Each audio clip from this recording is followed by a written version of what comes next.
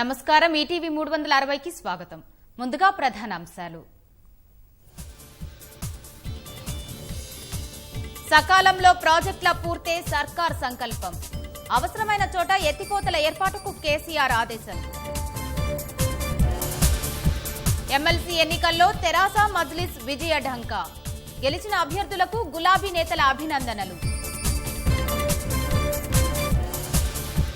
Sir car 16 ఢిల్లీలో సర్కార్. Parliament ఎన్నికల్లో ఇదే నినాదమన్న కేటీఆర్. గుజరాత్ నుంచి కాంగ్రెస్ ఎన్నికల శంఖారావం. ఎన్డీఏ వైఫల్యాలు ఎండగట్టేలా హస్తం వ్యూహాలు. ప్రధాని పోటీ చేసే స్థానాలపై ఉత్కంఠ. మరోసారి వారణాసి నుంచి బరిలో దిగే అవకాశం.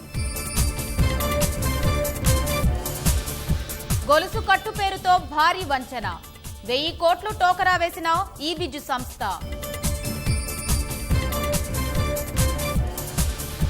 రాష్ట్రంలో క్రమంగా పెరుగుతున్న ఉష్ణోగ్రతలు.